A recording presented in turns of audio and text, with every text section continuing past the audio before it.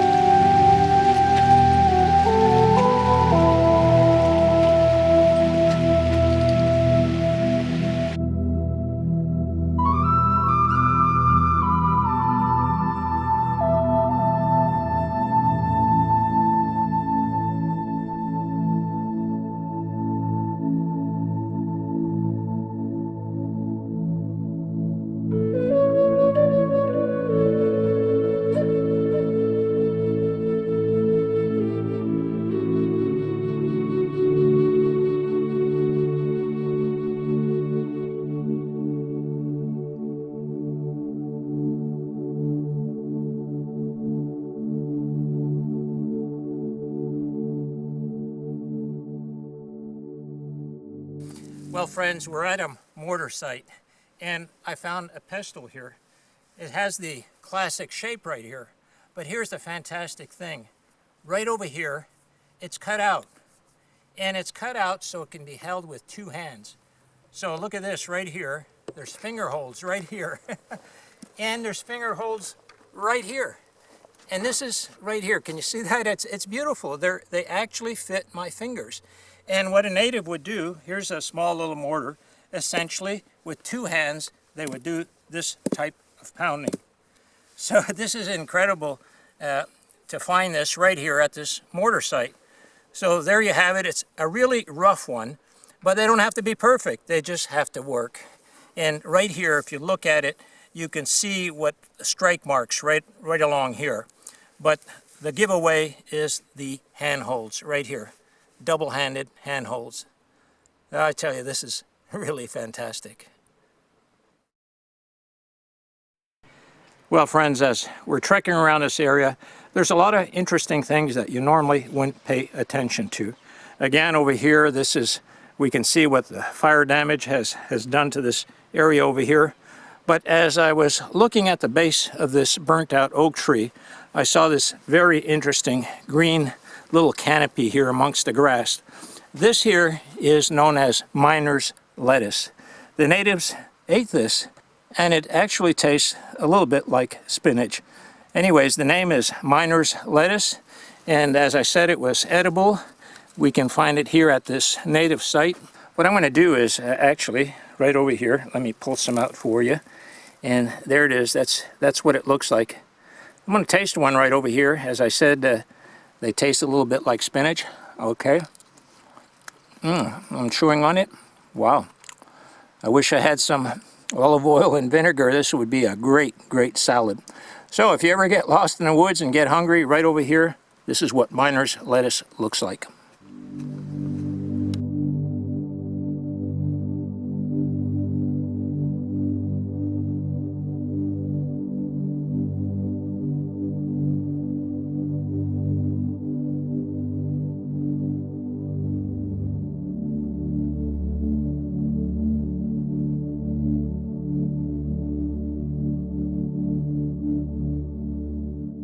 Well, friends, this is the large sandstone outcrop that we just looked at with all the mortars. But I want to show you a feature over here that is anomalous to this boulder, and I believe it's a symbol, petroglyphs actually. So take a look below us. Here's the large outcrop. This is sandstone. And we know over here there's well over a dozen mortars, probably closer to 20. So you're getting an idea of what the stone looks like over here. But look at this directly in front of us. To me, this looks like a cupule boulder. Now, cupules are these small indentations that we're looking at right now, about the size of a golf ball, maybe half as deep. This boulder right here, this section is covered with them. Now, I mention this to you because right here nearby are all the mortars we've seen. Now, the mystery about the cupules is we really don't know what their meaning is, okay? But one of the things that I've found about these cupules, when I do find them, they're usually near large milling stations. Now, there is some history here in certain tribes in California where it's speculated that these cupules were tied into some fertility rituals or had something to do with birth. And so to me, at least, it makes sense when you find these cupules if the connection is to birth. And here in this area, you would have dozens of women preparing food for the tribe. This is where they prepare the acorn, crush it into a flour for sustenance. So if there is a connection between cupules and birthing rites, and women congregate here to make food for the village or to process these acorns, to me it makes sense, and again, this is very speculative on my part, that these cupules were placed here by the women of the village.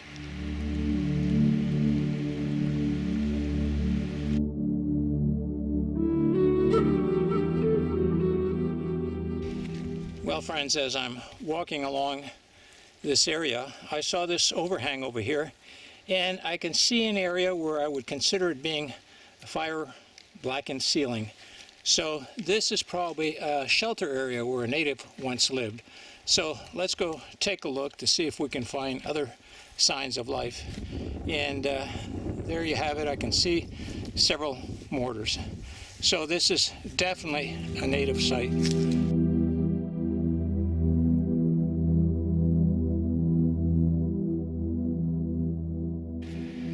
Friends, I want to show you something very interesting about this site right over here. Now, you can see that ancient man was here, okay? You can see their mortars where they prepared food.